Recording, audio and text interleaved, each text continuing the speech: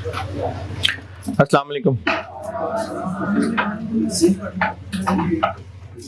दुरूद शरीफ पढ़। सवाल दिया था कल एक।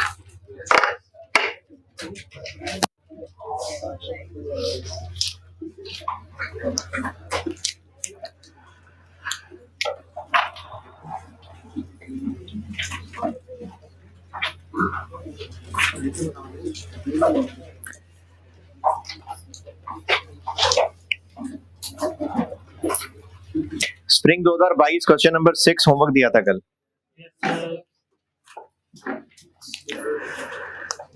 किया। अच्छा, जो सवाल खुद नहीं करते, सॉल्यूशन देख के समझने की कोशिश करते ना बेटे, आपको सवाल खुद नहीं करेंगे तो कख भी समझ नहीं आना आपको। जिन्होंने किया है वाकई ही हाथ से सॉल्व किया है, उन्होंने कुछ पूछना है तो पूछें जी। जी जी, ग्रॉस प्रॉफिट से लेस कर देते हैं। एक मिनट ठहरो, मैं सवाल खोलूं।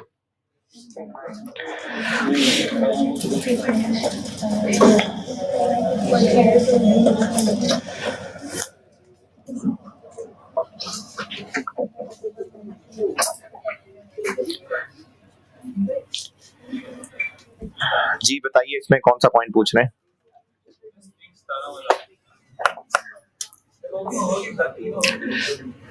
स्प्रिंग 2022 क्वेश्चन नंबर 6 है जी। तो मैंने भी कल उसी से ही निकाले थे। है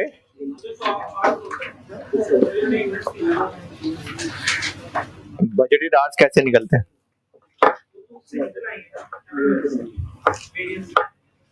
बजटेड आवर्स बनते कैसे हैं? दिए होते हैं। बहुत जबरदस्त जवाब, दिए होते हैं।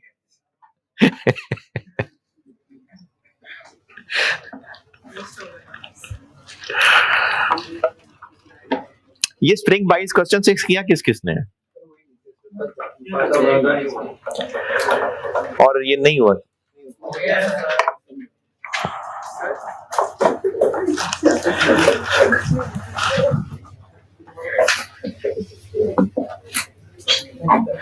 कौन कौन से वेरिएंस दिए हमें? Material price variance is equal to standard cost into actual quantity minus actual cost into actual quantity. और क्या दिया हुआ है? Material usage variance, standard cost into standard quantity minus standard cost into actual quantity. और क्या दिया हुआ है? Labour efficiency variance, standard rate into standard hours minus standard rate into actual hours. और क्या दिया हुआ है?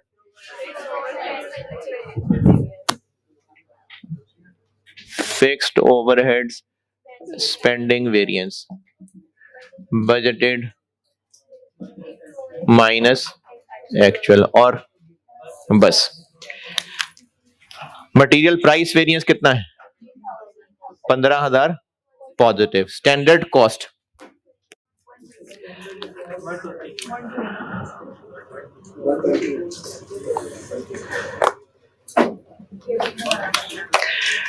कल जो सवाल किया था बोर्ड पे, उसमें आपको स्टैंडर्ड कॉस्ट, स्टैंडर्ड रेट सब क्लियरली दिए हुए थे। अब दिए हुए नहीं, तो आप लोगों को एक यूनिवर्सल मशवरा दिया हुआ है कि वेरिएंस का सवाल करना है तो स्टैंडर्ड कार्ड बनाएं। तो स्टैंडर्ड कार्ड अगर बनाएं तो डायरेक्ट मटेरियल एक यूनिट के लिए कितने किलो, ये बात लिखी हुई है कहां जी? ये बात कहां लिखी हुई है कि एक यूनिट के लिए कितने किलो? तो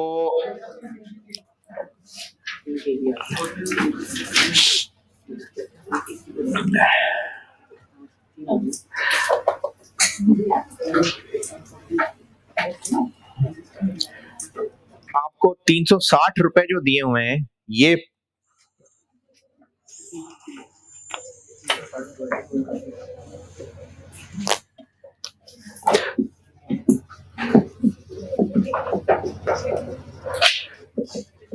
360 क्या दिया हुआ है, ये या ये कैसे पता?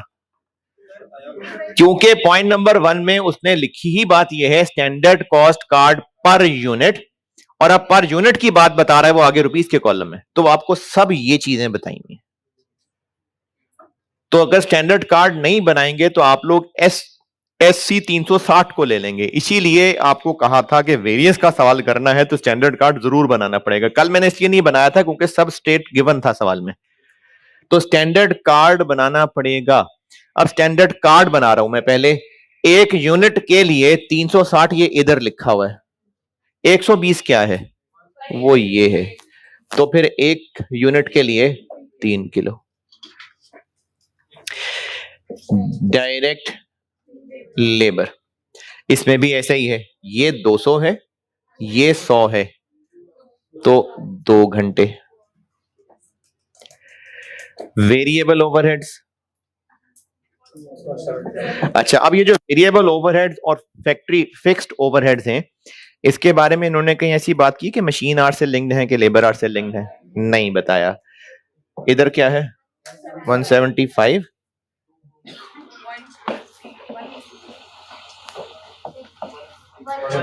वन 150।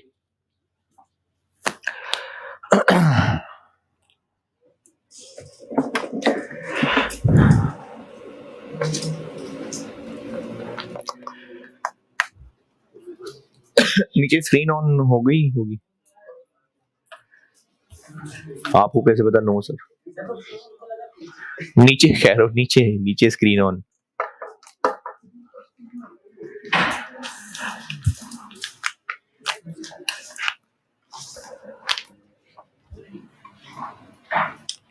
सही नीचे हो गए होगे स्क्रीन ऑन। और आपकी आवाज नहीं आ रही थी ऊपर, बोल रहे थे नीचे जब आप, नहीं तो नीचे आवाज नहीं आ रही थी। ये हो गया ऑन। ये 175 और 150 ये इस कॉलम का है, पता ही नहीं मशीन आवर्स थे कि लेबर आवर्स थे, नहीं बताया कुछ, तो ठीक है इसी से काम चला के देखते हैं। स्टैंडर्ड कार्ड अगर आपसे सही बन गया होगा तो वो सॉल्व हो जाएगा, अगर स्टैंडर्ड कार्ड ही नहीं बनाया होगा तो खपते रहेंगे। नहीं बनाया था ना, हैं? बाद में बनाया था। स्टैंडर्ड कार्ड बनाना है,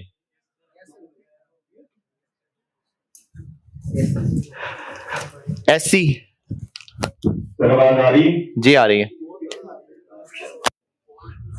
SC कितना 120, AQ कितना पता नहीं, AC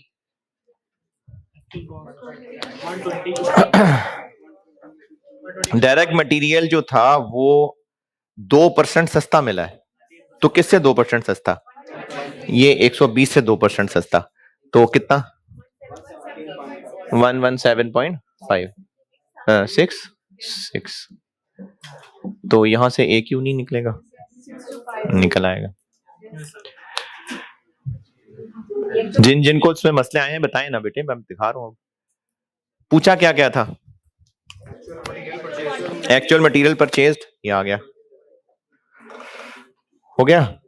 अच्छा जी यहां पे आ जाते हैं, ये कितना है -14,000, 120 इंटू SQ पता नहीं, ये 120 इंटू AQ यहां से निकली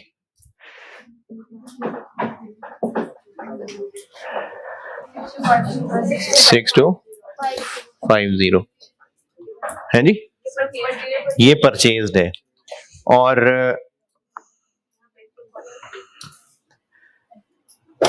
तो यूज कितना है?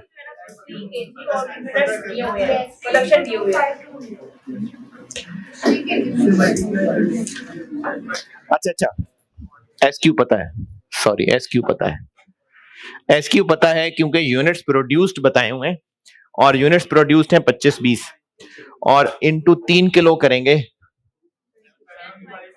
है जी 7560, और यहां से आपके पास ये 120 इंटू ए क्यू यूज आ जाएगा।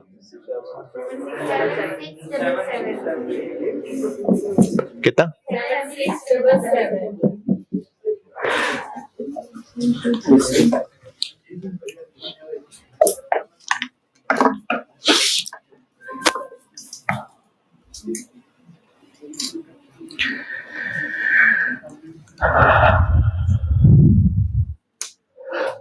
जिन्होंने किया है बाकी भी बता दें, कर दूं कि?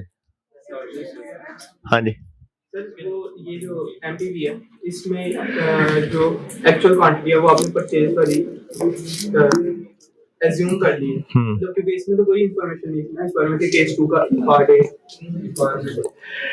अच्छा देखें, एक सवाल ये है कि ये जो मैंने जो मटेरियल प्राइस वेरिएंस लिखा है, ये एक्चुअल क्वांटिटी परचेज्ड है कि यूज्ड है?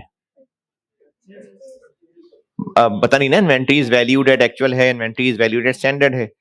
इसीलिए ना जब आपको कहा कि सारी कैलकुलेशंस फैला लें, तो जब आप ये सारा को वो तो मैं अभी इसको अभी खुद जबानी क्लोज कर गया, वरना इसको अभी मैं क्लोज ना करता, पहले मैं सारी कैलकुलेशंस बनाता। ये मैंने नहीं किया, ठीक है, ये मैंने नहीं किया। अभी कल सिखाई यही रहा था कि जो जो पता है वो लिखते जाएं बस। अभी मुझे नहीं पता कि ये AQ परचेज्ड है या यूज्ड है, अभी नहीं पता, लेकिन ये तो पता है ना कि ये यूज्ड है, या ये भी शायद है, ये तो यूज्ड ही होता है। अब जब ये यूज्ड है तो आप यहां से तो यूज्ड ही निकालेंगे। मिसिंग फिगर्स निकालने की हिंट बता रहा हूं कि आप सारी जो वेरिएंस हैं उन सबको एक साथ फैला लें, जो जो फिगर्स पता है वो लिख लें।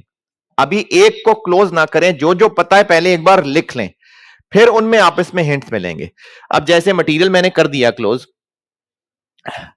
यहां से हमें AQ यूज्ड पता चल रहा है। अगर ये AQ यूज्ड पता चल गया तो फिर हमें ये भी पता चल गया, लेकिन अगर आप यहां पर वो वैल्यू डालेंगे तो ये टैली नहीं करेगा। तो इससे पता चल, तभी तो मिसिंग फिगर्स का सवाल है, इससे पता चल रहा है कि फिर ये वो परचेज वाला था। तो इसलिए ये परचेज निकलेगा।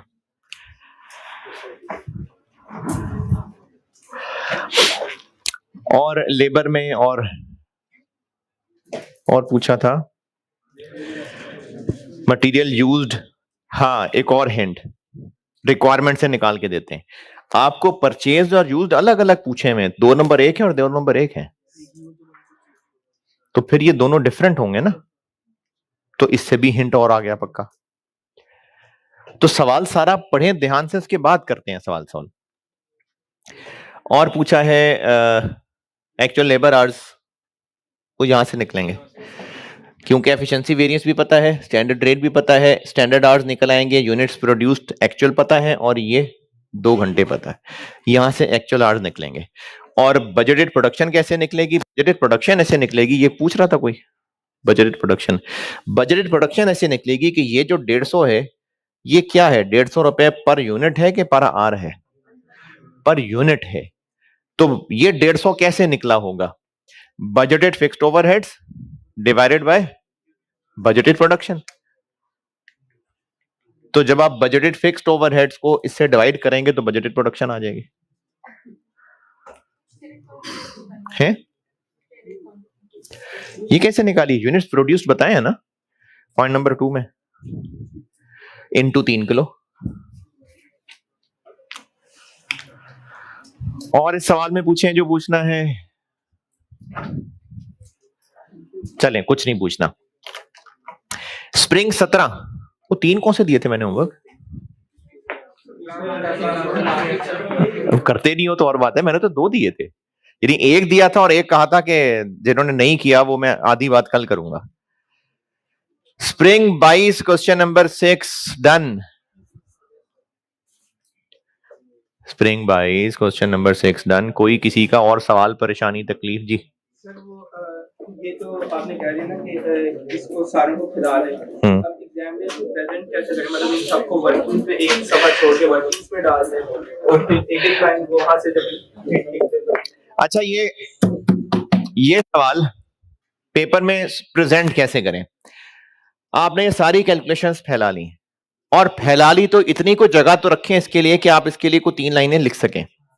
अब ये सब फैला ली, इसमें जो जो फिगर्स निकलती जा रही हैं, निकालते जाएं फिगर्स एक बार सारी। जब सारी जो जो कर सकते थे कर लिया, अब जो रिक्वायरमेंट थी उनमें से जो आप निकाल चुके हैं, चाहे वहीं पर उसको हाईलाइट कर दें, डब्बा बना दें और वो साथ रिक्वायरमेंट का नंबर लिख दें, जैसे मैं कल कर रहा था, ऐसे भी कर सकते हैं। या फिर आप सारी मेहनत कर लें, उसके बाद यानी उसके बाद ही हेडिंग दे दें या बस एक बॉक्स बना दें और ये सारी चीजें एक एक करके नाम लिखते जाएं और आगे उनकी वैल्यूज लिखते जाएं, क्योंकि वो आप ऊपर निकाल तो चुके ही हैं। तो ऐसे कर लें। अगर कोई मांगी है ना खास स्टेटमेंट, जैसे इनकम स्टेटमेंट मांग लें या कोई टी अकाउंट मांग लें, फिर तो तमीज ये है कि उससे वो स्टार्ट सॉल्यूशन करें जो मांगा हुआ है, उसके बाद बाकी वर्किंग्स हैं। लेकिन अगर कहते हैं कंप्यूट कैलकुलेट, फिर कोई फॉर्मेट नहीं है, बस जो कर रहे हैं वो सही कर रहे हो, खुद भी पता चल रहा हो क्या कर रहे हैं, पेपर मार्क करने वाले को भी पता चल रहा हो क्या कर रहे हैं, ये फॉर्मेट है। स्प्रिंग 22 क्वेश्चन 6 में कोई और जरा सी भी कंफ्यूजन नहीं जी?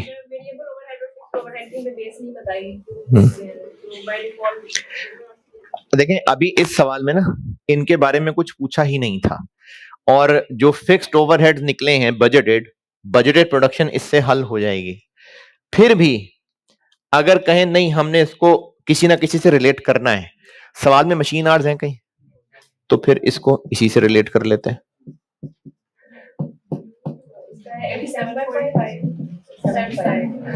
ले ऐसे कर ले सवाल, ठीक है, बिल्कुल ठीक है। Spring 22 question 6 done. Spring 17 question number 6। इसमें मैंने कल आपको पार्ट ए बताया था, समझाया था इनफैक्ट कि कैसे पता चल रहा है कि ये है, वो नहीं है। कैसे पता चल रहा है कि ये है वो नहीं है, और वो होगा तो कैसे पता चलेगा, और ये होगा तो कैसे पता चलेगा, और वो होगा तो कैसे पता चलेगा। अगर बजटेड प्रॉफिट पूछा होगा तो बजटेड प्रॉफिट पूछा होगा, अगर एक्चुअल प्रॉफिट पूछा है तो एक्चुअल का वर्ड भी हो सकता है, और बात हो सकती है प्रॉफिट फॉर द मंथ निकाल दें, तो वो एक्चुअल ही की सेंस है। ये वाली बात पूछी होगी तो एक्चुअल की सेंस फॉर द मंथ, लेकिन यूजिंग स्टैंडर्ड वैल्यूज। तो इसलिए इसकी रिक्वायरमेंट ए का आंसर था कि आप जो एक्चुअली यूनिट्स बिके उनको लें, लेकिन रुपए स्टैंडर्ड वाले। पार्ट बी जी, प्रॉफिट नहीं है, ये एक्चुअल प्रॉफिट है, लेकिन हम इसमें एक्चुअल प्रोडक्शन एक्चुअल यूज करेंगे। अच्छा, उसमें डाटा में एक्चुअल सेल्स और बजटेड सेल्स दोनों बराबर हैं। हाँ। और तो नीचे हमने फिक्स बजटेड ओवरहेड्स माइनस किए हैं, तो बजटेड माइनस किए हैं, उतने ही कितने, उतने ही कितने फिक्स्ड ओवरहेड्स उतने ही हैं, मतलब उसमें से लेस किए बजटेड फिक्स्ड। हाँ हाँ ठीक है। सारे क्वेश्चन को अगर बजटेड के कॉन्टेक्स्ट में सॉल्व करें तो आंसर तो वही आएगा, इत्तेफाक से वही आ जाएगा, क्योंकि यूनिट्स वही हैं। मैंने इसलिए जब ये बात कल समझाई थी तो मैंने सामने बजटेड यूनिट्स 10,500 की बजाय चेंज लिखे थे, क्योंकि इस सवाल में ना बजटेड यूनिट्स वही हैं। इसलिए अगर किसी ने इस पार्ट ए को बजटेड प्रॉफिट समझ के सॉल्व किया होगा तो उसको भी पूरे नंबर मिले होंगे, वो किसी को क्या पता क्या सोच रहा था। लेकिन अगर इसमें बजटेड यूनिट्स कुछ और दिए होते तो हमने एक्चुअल यूनिट्स ही लेने थे। फिर भी रहा मसला फिक्स्ड ओवरहेड्स कौन से माइनस करने हैं। फिक्स्ड ओवरहेड पूछ रही है आपके, यूनिट्स की बात पूछ रही है। चूंकि मार्जिनल था तो कंट्रीब्यूशन निकलना था, प्रॉफिट तक आने के लिए फिक्स्ड ओवरहेड माइनस करने थे। रुपए स्टैंडर्ड वाले लेने हैं, तो एक्चुअल फिक्स्ड ओवरहेड्स ले लें या बजटेड फिक्स्ड ओवरहेड्स लें। एक्चुअल प्रॉफिट नहीं निकाल रहे हम जितने यूनिट्स एक्चुअली बिके उनके लिए स्टैंडर्ड्स जो साल के शुरू में सेट किए थे उन वैल्यूज को लेके प्रॉफिट निकाल रहे हैं। तो अब इससे क्या लग रहा है कि बजटेड फिक्स्ड ओवरहेड्स ले लें या एक्चुअल फिक्स्ड ओवरहेड्स लें। बजटेड हम लोग सेल्स जितने यूनिट्स बिके हैं ना उनकी बात कर रहे हैं, लेकिन रुपए वो ले रहे हैं जो साल के शुरू में सोचे हुए थे। देखें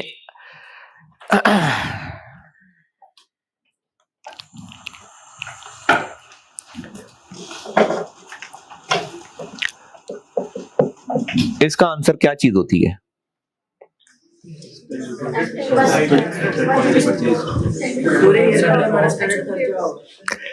जितने यूनिट्स एक्चुअली बने उनके लिए इतना रुपया खर्चा होना चाहिए था। अब ये रुपया उन्हीं यूनिट्स के लिए कैलकुलेट कर रहे हैं, लेकिन रुपया कौन सा वाला यूज कर रहे हैं जो साल के शुरू में सोचा था। तो इसलिए ये जो कहा था ना प्रॉफिट निकाल दें यूजिंग स्टैंडर्ड कॉस्टिंग सिस्टम, इसका मतलब है कि जितने यूनिट्स एक्चुअली बिके उन्हीं का प्रॉफिट निकालें, लेकिन रुपया वो यूज करना जो साल के शुरू में सोचा था। तो इसलिए साल के शुरू में सोचने वाली बात हो रही है, तो फिर बजटेड फिक्स्ड ओवरहेड्स ही लेंगे ना, इसलिए बजटेड लिए थे। Spring 17 question 6 part A. Part B बताता हूं। अच्छा, पार्ट बी में हाँ वो दूसरे सेक्शन में बात करते हुए मुझे एक बात पता लगी थी, तो मैंने कहा आपसे भी इंश्योर कर लेता हूं। स्प्रिंग 16 एक सवाल सॉल्व किया था मैंने सीमा एंटरप्राइजेस आए, उस पे जो रजिस्टर पे नोट किया आपने। एक चीज जानना चाह रहा हूं और वो मुझे लग रहा है कि आपने नहीं लिखी होनी ये बात।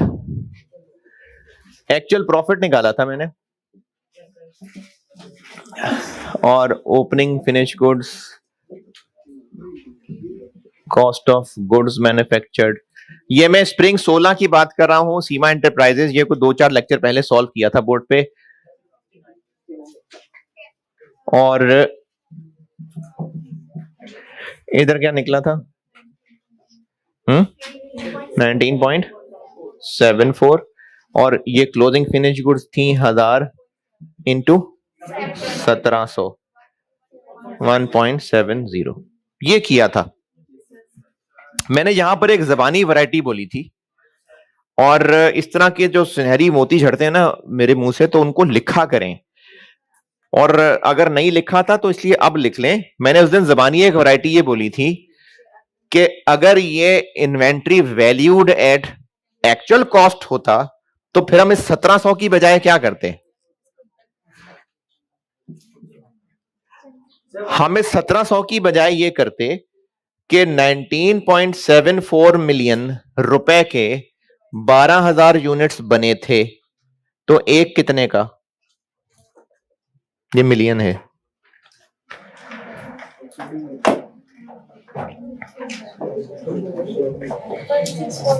वन सिक्स, तो फिर हम यहां पर 1645 यूज करते।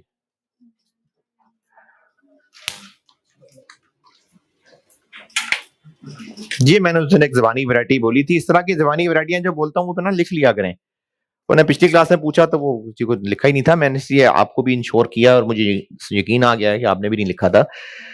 जब ये सीमा एंटरप्राइजेस वाला सवाल सॉल्व किया था तो मैंने एक ज़बानी वैरायटी बोली थी कि इस सवाल में लिखा हुआ था finish goods inventory is valued at standard marginal cost, इसलिए इन 1000 यूनिट्स पे 1700 रुपए लगाया था। अगर सवाल में कहा होता कि finish goods inventory is valued at actual cost, तो फिर इन 1000 यूनिट्स पे 1700 ना लगाते, फिर एक्चुअल कॉस्ट पर यूनिट निकालते। ओपनिंग फिनिश गुड्स थी नहीं, तो ये 19.74 मिलियन रुपए के 12,000 यूनिट्स बने थे, एक इतने का, ये वाला रेट यहां यूज करते।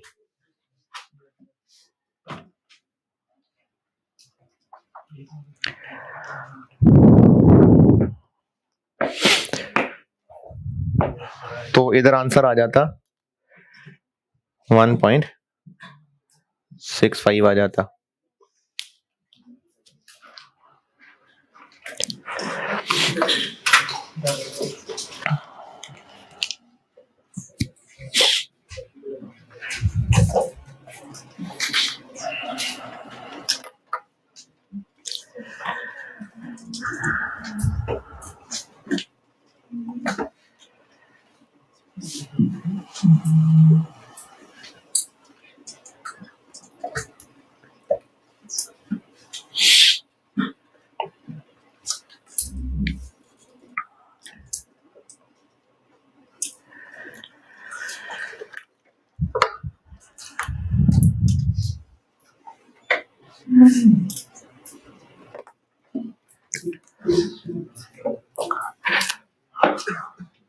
लिख ली ये वैरायटी।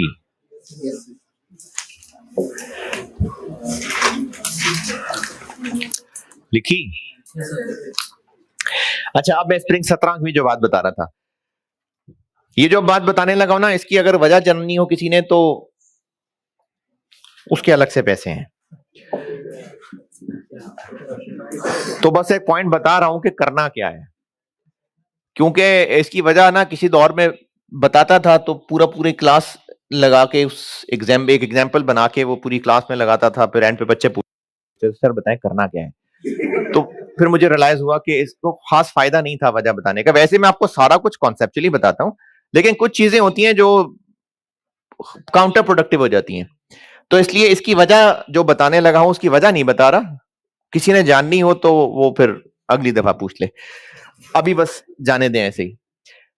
अब बता कह रहा हूं, अगर इन्वेंट्री, ये जो हम लोग फिनिश गुड्स इन्वेंट्री, या चलो अगर प्रोसेस मिक्स हो गया तो प्रोसेस की भी इन्वेंट्री, अगर ये क्वेश्चन में कही हुई है वैल्यूड एट स्टैंडर्ड कॉस्ट, ये मैंने लिखी हुई अंग्रेजी, अगर ये कही हुई है वैल्यूड एट स्टैंडर्ड कॉस्ट, तो जैसे अब तक पढ़ रहे थे वैसा ही होगा, और रिकंसिलिएशन टैली होगी प्रॉफिट वाली। लेकिन अगर इनकी वैल्यूएशन हुई एट एक्चुअल कॉस्ट, तो रिकंसिलिएशन में वेरिएंसेस के साथ साथ एक और काम भी करना पड़ेगा।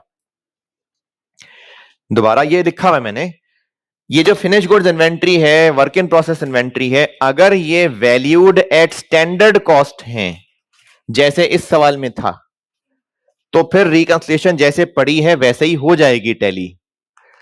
क्यों है ये साइंस? है मैंने सॉल्व किए, मैं सवाल करके देखे, मैं किसी ने जानना हो तो अलग से पूछ लेना।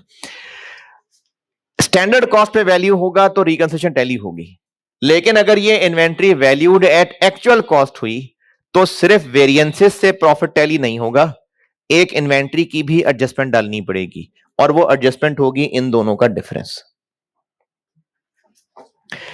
यानी अगर इसकी बजाय ये एक्चुअल पे होता तो जो डिफरेंस है वो भी डालेंगे तो रिकंसिलिएशन टैली होगी।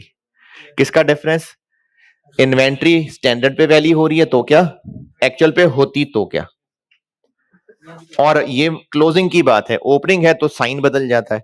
तो मैंने फार्मूला ऐसा बना दिया कि आप इस फार्मूले का जो आंसर निकालें वो plus minus as it is लिख देना। एग्जाम नोट्स वाले पेज पे आए, वेरिएंस के नोट्स में सेकंड लास्ट था शायद, पेज नंबर 9, उसमें देखें एग्जाम नोट्स के डब्बे में लास्ट पॉइंट, ये पढ़ लें।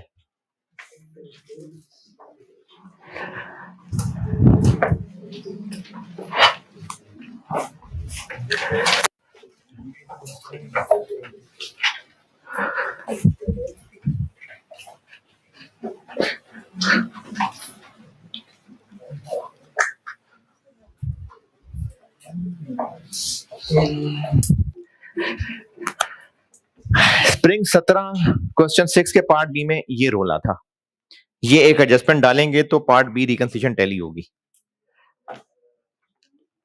स्प्रिंग 17 में ये था मसला एक, इसलिए रिकंसिलिएशन में एक एडजस्टमेंट डलेगी।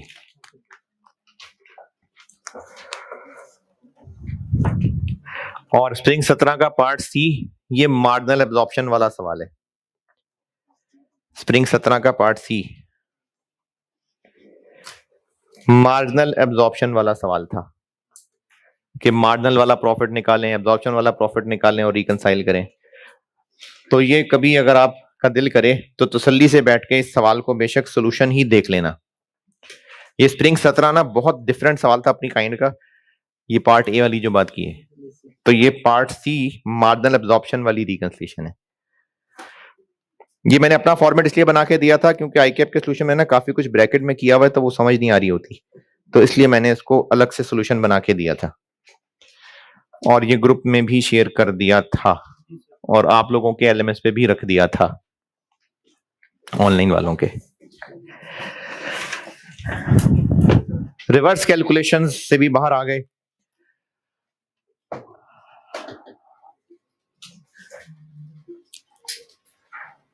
मटेरियल कॉस्ट वेरिएंस का फार्मूला होता है स्टैंडर्ड कॉस्ट। ये जो बात अब बताने लगा हूं ना, अब जो बात बताने लगा हूं पहले ये समझ ले मैं क्या कर रहा हूं, फिर हेडिंग बना के लिख लेना। पहले देख ले मैं कर क्या रहा हूं।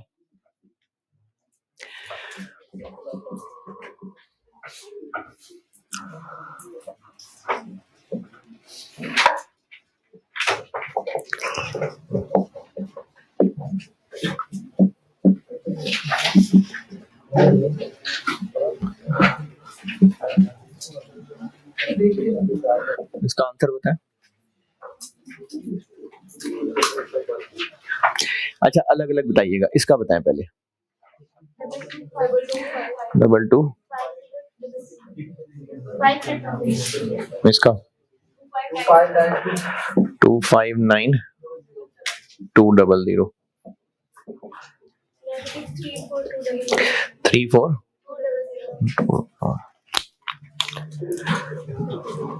material price variance standard cost into actual quantity minus actual cost into actual quantity 50 into 4800 minus 54 into 4800 to 40,000 positive material quantity variance नहीं 192 negative SC into SQ minus SC into AQ 50 into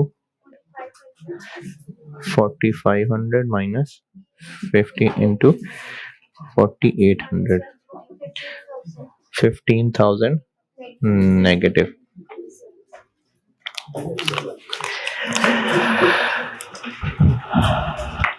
इसकी क्या interpretation है इसकी?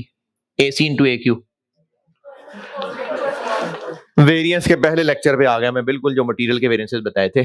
जितने units actually बने उनके लिए इतनी मटेरियल कॉस्ट आई, और ये क्या है, जितने यूनिट्स बने उनके लिए इतनी मटेरियल कॉस्ट आनी चाहिए थी।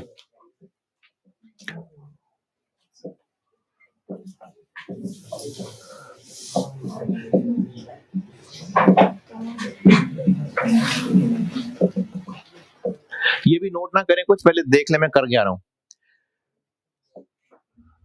इसका आंसर क्या है? इसका 259 200 material price variance 19200 material quantity variance 15,000 negative.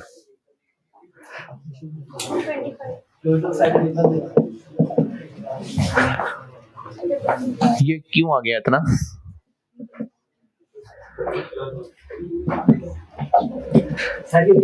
और हमने वही निकाला डिफरेंस है, वो प्राइस की जैसे कितना आ रहा है। सही है। पहले ये देखें ये क्या किया हुआ, फिर बताता हूं क्यों किया है और ये बता क्या रहा हूं मैं आपको। पहले सिर्फ कैलकुलेशन देख लें मैंने क्या किया हुआ है। ये काला काला इधर क्या किया है? स्टार्ट कहां से किया कि जितनी प्रोडक्शन हुई उसके लिए कितनी एक्चुअल मटेरियल कॉस्ट लगी, फिर उसमें क्या किया आगे, मटेरियल के वेरिएंसेस प्लस माइनस किए, प्लस किए कि माइनस किए, कैसे फैसला किया, जो जैसे निकला था वैसे लिख लिया, और इसका जो आंसर आया वो इत्तेफाक से किसके बराबर आ गया? Standard material cost. प्रॉफिट की रिकंसिलिएशन करते हैं जब, तो उसका फॉर्मेट क्या बनाते हैं हम? प्रॉफिट रिकंसिलिएशन बजटेड प्रॉफिट से स्टार्ट करते हैं, सारे वेरिएंसेस लिखते हैं और एक्चुअल प्रॉफिट के बराबर आ जाता है। वेरिएंसेस प्लस माइनस कैसे फैसला करते हैं? जो जैसे जैसे निकले होते हैं। अच्छा, हम लोग बजटेड प्रॉफिट से स्टार्ट करते हैं, ऐसा कर सकते हैं कि एक्चुअल प्रॉफिट से स्टार्ट करके फिर नीचे बजटेड तक आ जाए? साइन बदलने पड़ेंगे ना, तो आसानी के लिए क्या किया, आपको बजटेड प्रॉफिट से स्टार्ट करवाया ताकि जो जैसे वेरिएंस निकले उसको वैसे ही लिख दें।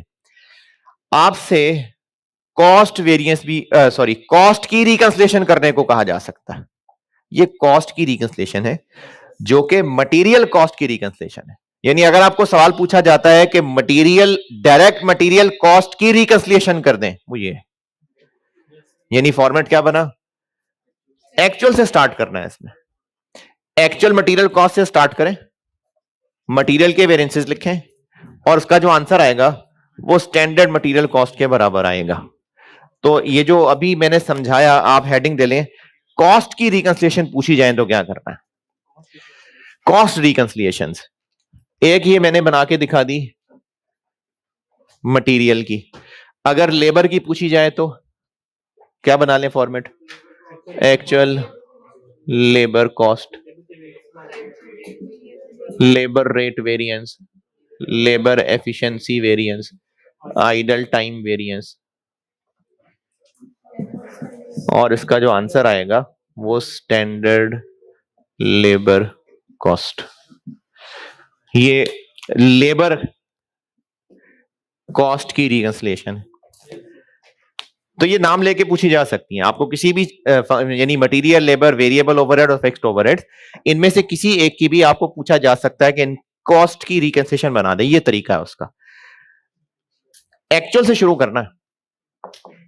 एक्चुअल से इसलिए मैंने शुरू करवाया है ताकि जो जैसा साइन निकला हो वही आप एज इट इज लिख दें। तो जिस भी कॉस्ट की रिकंसिलिएशन कही है उसके एक्चुअल से शुरू करें, उसके रिलेटेड वेरिएंसेस लिखें, तो आंसर स्टैंडर्ड के बराबर आ जाएगा। वेरिएबल ओवरहेड्स की क्या होगी रिकंसिलिएशन? अच्छा चलो फिक्स पूछ लेते हैं पहले। फिक्स की क्या होगी?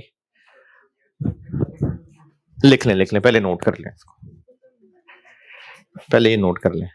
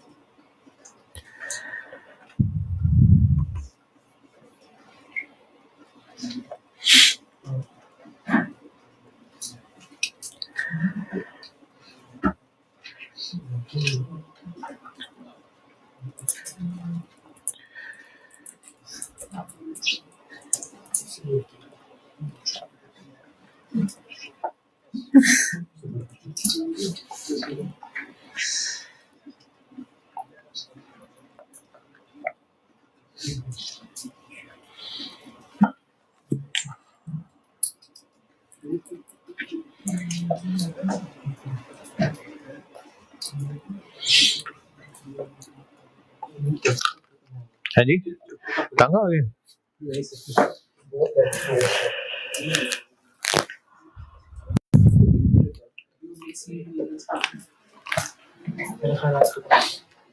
नहीं कल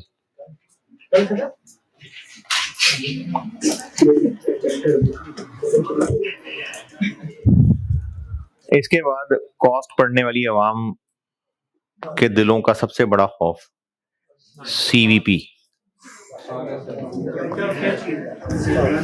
आसान है, आसान है, आसान है, आसान है, बड़ा आसान है।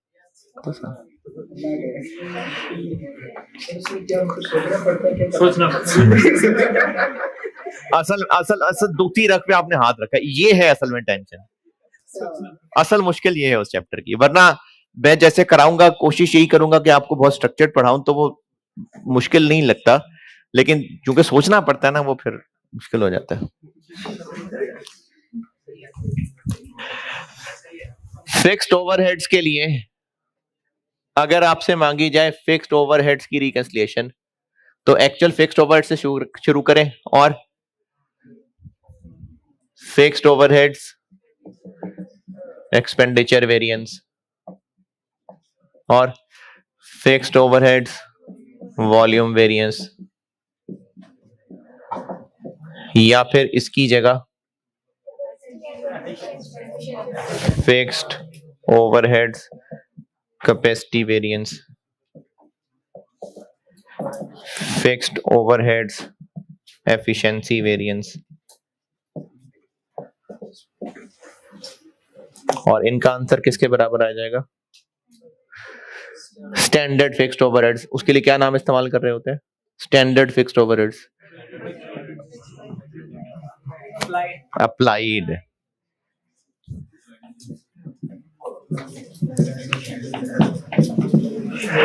ये फिक्स्ड ओवरहेड्स की रिकंसिलिएशन है।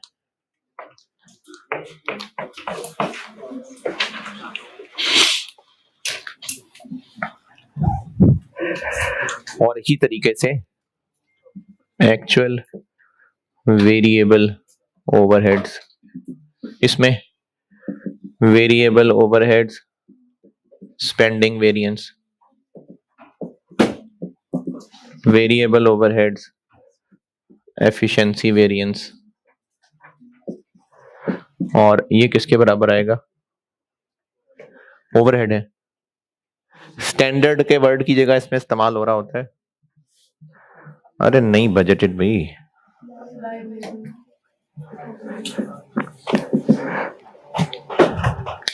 ओवरहेड्स का वेरिएंस का एक सवाल कराया था और ये बताया भी था आपको कि एग्जामिनर को बड़ी पसंद है ये बात। एनालाइज अंडर ओवर अप्लाइड, तो वो यही चीज होती है कि अप्लाइड और एक्चुअल के दरमियान का जो फर्क है वो बताना होता है हमने। तो इसलिए ओवरहेड्स में स्टैंडर्ड कॉस्ट की जगह ये है अप्लाइड। ये वही चीज है ना, देखें ये अप्लाइड कैसे निकालते हैं, SR इंटू SH, तो ये वही स्टैंडर्ड कॉस्ट ही हुई ना, कहते हैं उसको अप्लाइड फिक्स्ड ओवरहेड में। जैसे देखिए ये स्टैंडर्ड लेबर कॉस्ट कैसे निकलेगी, ये फिगर कैसे निकालते हैं, SR इंटू SH, तो ये वही SR इंटू SH है, लेकिन यहां पर हम उनको स्टैंडर्ड फिक्स्ड ओवरहेड नाम की बजाय अप्लाइड फिक्स्ड ओवरहेड्स का नाम दे रहे होते हैं। है ये वही स्टैंडर्ड फिक्स्ड ओवरहेड्स के जितनी एक्चुअल प्रोडक्शन हुई उसके लिए इतने ओवरहेड्स होने चाहिए थे, ये वही है स्टैंडर्ड फिक्स्ड ओवरहेड्स कहते हैं इसको, लेकिन कहने में इसको अप्लाइड फिक्स्ड ओवरहेड्स कह रहे होते हैं। तो अगर मटेरियल, लेबर, वेरिएबल ओवरहेड्स और फिक्स्ड ओवरहेड्स इनकी आपसे अलग अलग नाम लेके रिकंसिलिएशन पूछी जाए तो ये 4 फॉर्मेट आपके सामने बनाए, और अगर कहा हो टोटल कॉस्ट रिकंसिलिएशन तो चारों को एक एक करके बना दें?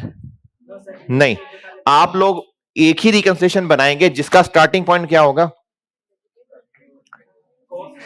चारों की एक्चुअल टोटल, सारे वेरिएंसेस, और एंड पे जो आएगा वो इन चारों का टोटल स्टैंडर्ड आएगा। अगर ये चारों चीजें अलग अलग नाम लेके रिकंसिलिएशन कही है तो ये 4 फॉर्मेट बताए हैं, लेकिन अगर कहा है टोटल कॉस्ट वेरिएंस, अच्छा अगर कहते हैं कि प्राइम कॉस्ट की रिकंसिलिएशन तो मटेरियल लेबर इनकी बना देते हैं, यानी मटेरियल लेबर की एक्चुअल से स्टार्ट करते दोनों टोटल में लाके मटेरियल लेबर के वेरिएंसेस लिखते और एंड आंसर आता। टोटल कॉस्ट की रिकंसिलिएशन बना दें तो चारों। और इसके लिए होमवर्क है ऑटम 20, ये इख्तितामी कलमात नहीं है मेरे, आप घड़ी देखने लग जाते हैं होमवर्क का कहता हूं तो, वैसे बीच में होमवर्क कह दिया, अभी क्लास चल रही है। होमवर्क है ऑटम 20 अटेम्प्ट का क्वेश्चन नंबर 5।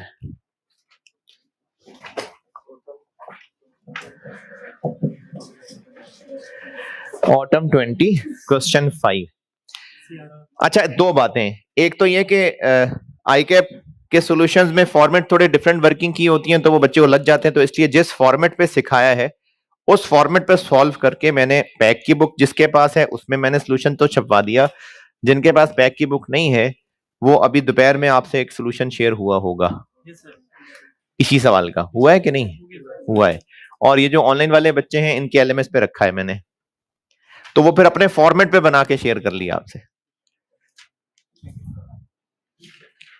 पहले एक दफा जिक्र किया था कि जब को होमवर्क दिया करूं तो साथ ये लिखा करें कि सर वाला सॉल्यूशन या आईके वाला सॉल्यूशन।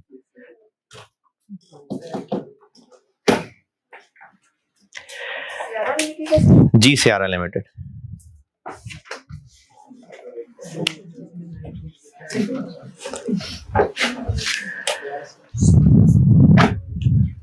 अच्छा, दो उसमें ना अमेंडमेंट कर लें सवाल में। एक अमेंडमेंट इसलिए कि वो सवाल वाले ने इंतहाई गैर अखलाकी हरकत करते हुए केयरलेस वर्ड यूज किया था, गलत, वो वर्ड गलत था, उसका जवाब जो दिया हुआ है वो वर्ड नहीं बनता। तो एक तो वैसे गलत वर्ड चेंज कर लें, दूसरा पुअर ड्राफ्टिंग की वजह से एक और वर्ड चेंज करा रहा हूं जिसका स्टूडेंट्स को नहीं पता लगा होगा, और मैं कह भी दूंगा तो शायद आपको लगे कि इसकी जरूरत क्या थी, लेकिन थोड़ा सा भी कोई गहरा सोचता होगा तो उसको अंदाजा हो जाएगा। तो इस सवाल के अंदर अमेंडमेंट कर लें। क्वेश्चन में दो जगह अमेंडमेंट करवा रहा हूं, पहुंचेंगे तो मैं बताता हूं।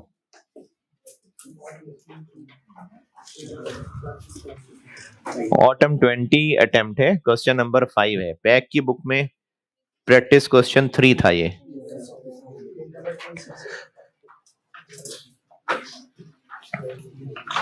सवाल की लोकेशन बताइए, पहुंच गए? एक तो जो उसमें गलती है वो ठीक कर लें।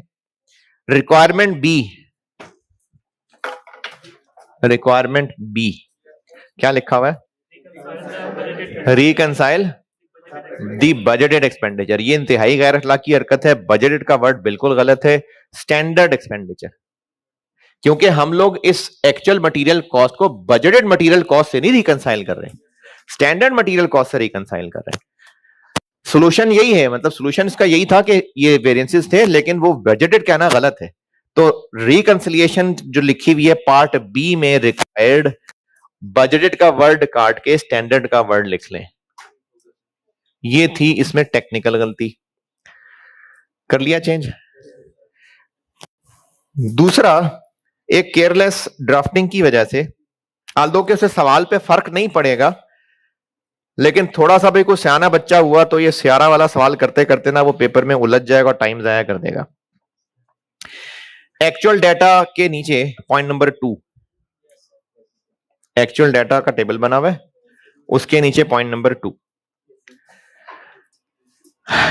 During the month 2,25,000 kg of direct material was issued to process 1, full stop। Process 1 के बाद फुल स्टॉप लगाएं।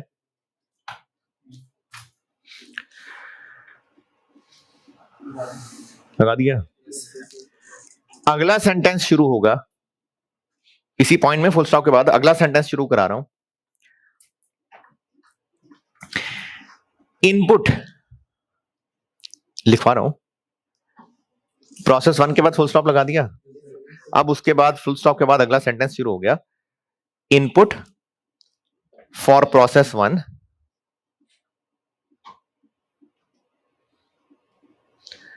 was 225,000 यूनिट्स,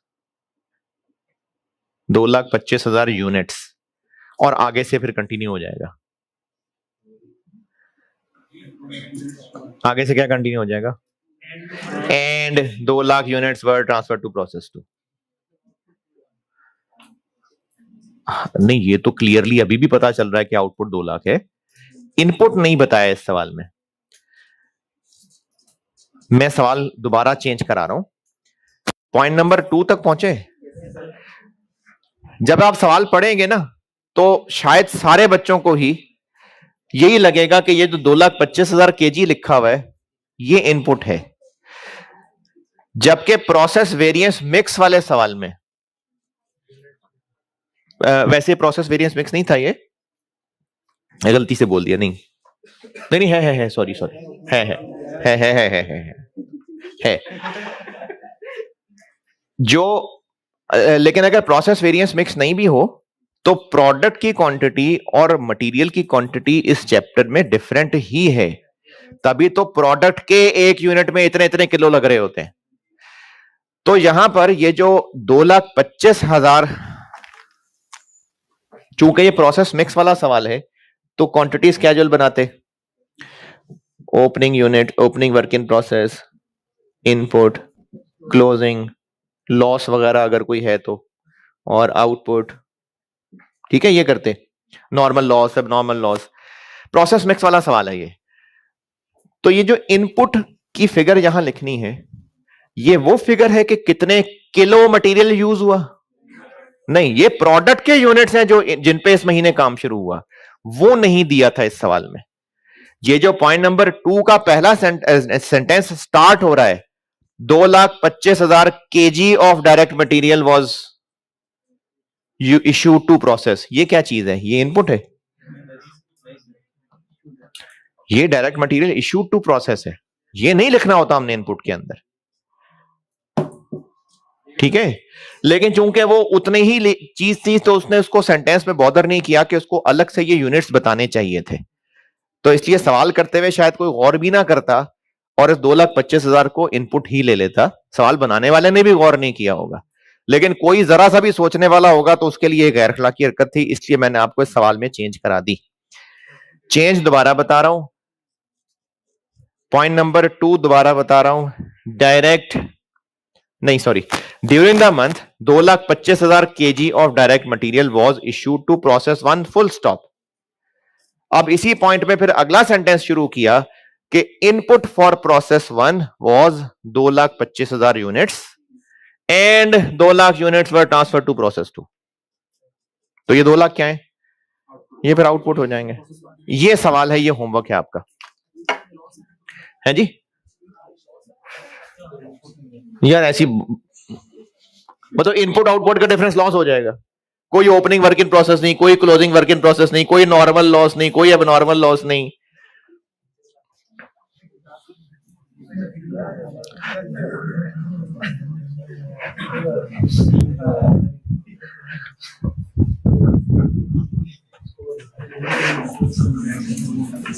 लास्ट टाइम भी इस वाली पूछा था हमने।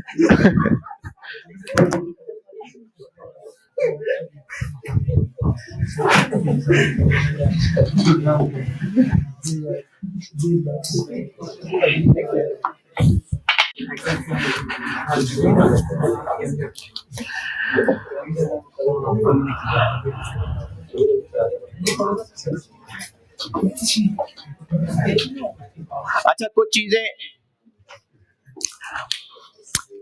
चीजों में ना वेरिएंस एनालिसिस और अगले लेवल पे जाके होता है, जिसमें से आपके स्कोप में एक ही है, वरना और भी है। सेल्स का एरिया है, उसमें और एडवांस लेवल वेरिएंसेस हो सकते हैं। फिर इसके अलावा ऑपरेशनल और प्लानिंग और इस तरह की ना काफी डिटेल्ड चीजें भी हैं। सीफैप में होती थी, दिसंबर 21 में सीफैप के सिलेबस से भी ये वेरिएंस निकल गया, दिसंबर 21 तक सिलेबस में था, है नहीं गया, बस निकल गया बस। तो आपके लेवल पे एक चीज है जो हम और एडवांस लेवल पे जाने लगे, वो है मटेरियल से रिलेटेड मिक्स और यील्ड वेरिएंस।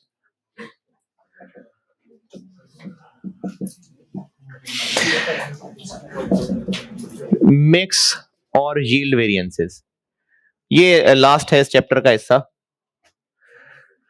कल इंशाल्लाह ये खत्म करूंगा। मिक्स और यील्ड वेरिएंसेस,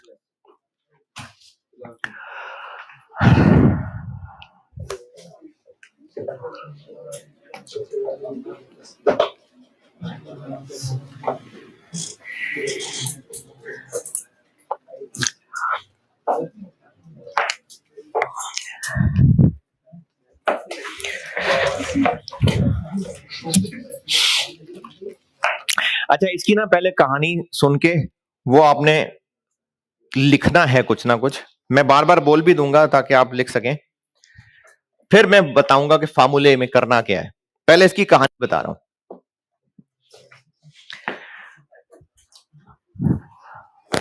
पहली बात तो ये लिख लें कि अगर एक प्रोडक्ट में एक से ज्यादा तरह के मटेरियल यूज हो रहे होते हैं, क्या यार सर हो रहे होते हैं, अच्छा हो रहे होते हैं, अगर एक प्रोडक्ट में एक से ज्यादा तरह के मटेरियल इस्तेमाल हो रहे होते हैं, जैसे मटेरियल ए भी है, बी है, सी है, तो फिर हर एक मटेरियल का प्राइस वेरिएंस, यूजेज वेरिएंस अलग अलग निकालना पड़ रहा होगा कि नहीं? नहीं, देखें अगर एक प्रोडक्ट में एक से ज्यादा तरह के मटेरियल हैं, एक से ज्यादा तरह के मटेरियल हैं ABCD, तो हर मटेरियल का अलग अलग प्राइस वेरिएंस यूजेज वेरिएंस निकलेगा ना। हाँ, तो पहले तो इतनी बात लिखे ना।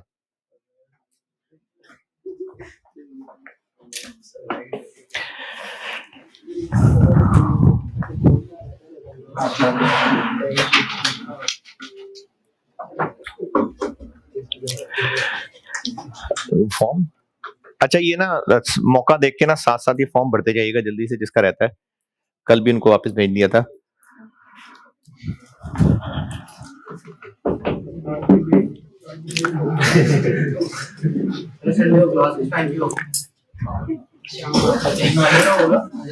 इररेलेवेंट क्लास में सवाल पूछ लिया, वो FAR 1 की है, कॉस्ट की क्लास है।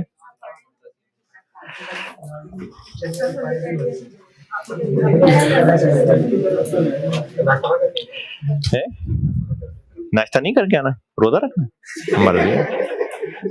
मर्जी है, रख लें।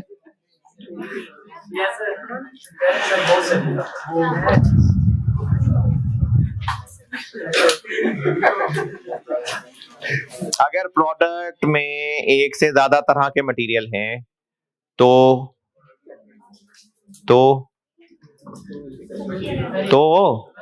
हर मटेरियल का अलग अलग प्राइस वेरिएंस यूजेज वेरिएंस निकलेगा।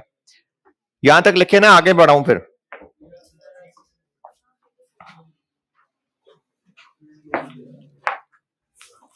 यहां तक लिखा? अच्छा, अगली बात पहले समझिएगा उसके बाद लिखिएगा, अभी लिखने को नहीं कह रहा, पहले समझिएगा। प्रोडक्ट में जो एक से ज्यादा तरह के मटेरियल डल रहे हैं, हो सकता है वो आपस में कनेक्टेड हो,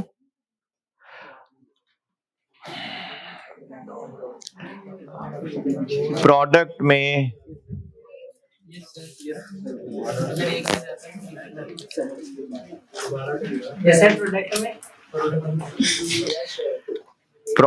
अगर एक से ज्यादा तरह के मटेरियल हैं, ये अब पहली वाली बात लिख ली ना, बस अब अगली बात पहले पूरी समझिएगा, उसके बाद लिखने को कहूंगा। अगर प्रोडक्ट में एक से ज्यादा तरह के मटेरियल हैं तो वो मटेरियल हो सकता है आपस में कनेक्टेड हो सकता है अपने काम से काम रखने वाले हो।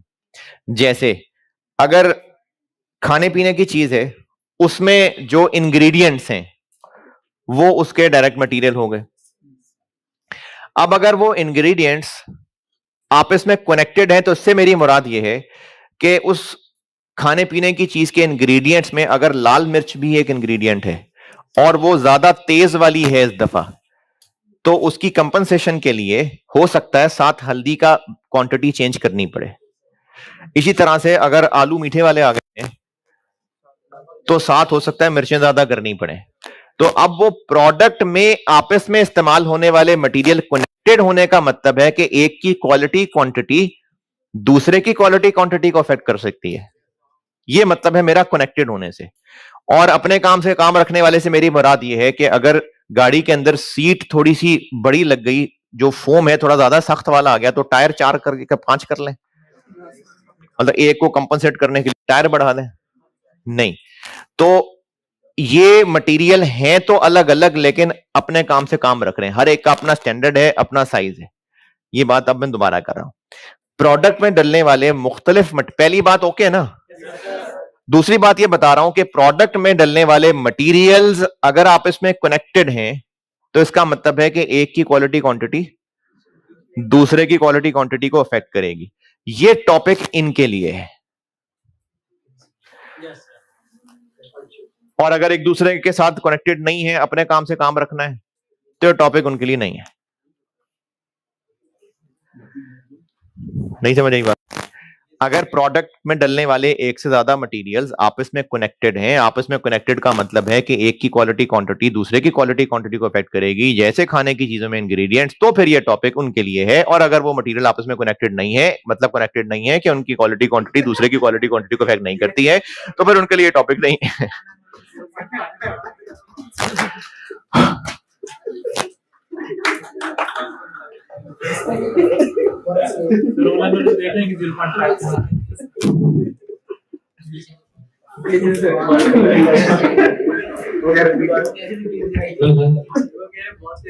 जी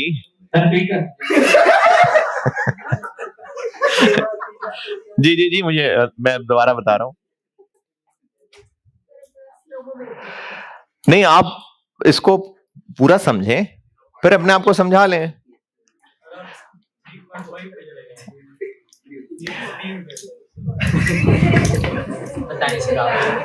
प्रोडक्ट में जो मल्टीपल मटेरियल इस्तेमाल हो रहे हैं, अगर वो आपस में कनेक्टेड हैं, यानी एक की क्वालिटी क्वांटिटी दूसरे मटेरियल के क्वालिटी क्वांटिटी को अफेक्ट करेगी, तो फिर इनके लिए है ये टॉपिक।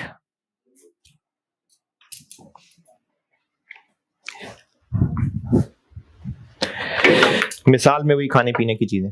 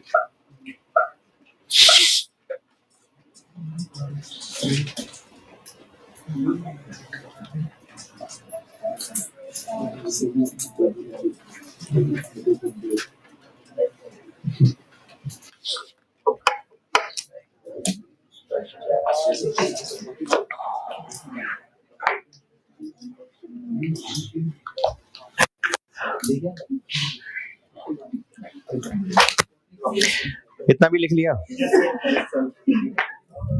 और अब तीसरी बात ये लिखें, कि इन मटेरियल्स के मटेरियल यूजेज वेरिएंस को स्प्लिट किया जाता है मिक्स वेरिएंस और यील्ड वेरिएंस में। ये अब जो ऊपर पॉइंट 1 और 2 के अंदर कहानी बना दी सारी, अब उससे अगली बात ये बता रहा हूं कि इन प्रोडक्ट्स में ना जो मटेरियल यूजेज वेरिएंस है उसको स्प्लिट किया जाता है मटेरियल मिक्स और मटेरियल यील्ड वेरिएंस में। यानी ये जो मिक्स और यील्ड वेरिएंस है, ये मटेरियल यूजेज वेरिएंस के दो टुकड़े हैं।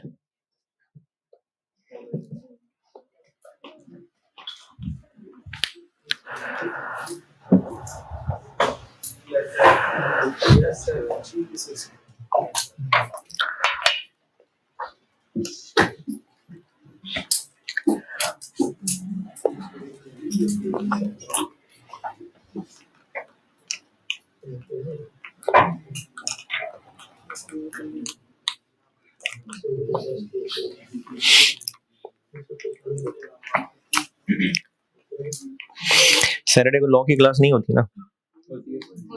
नहीं होती। अब होती?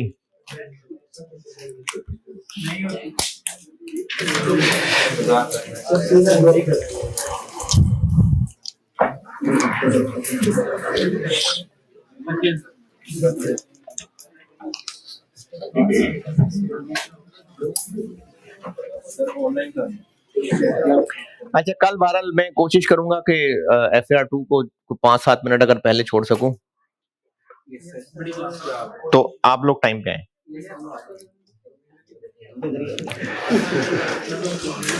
यहां तक लिख ली कहानी सारी। चलो इसकी कैलकुलेशन कल सिखाता हूं इंशाल्लाह।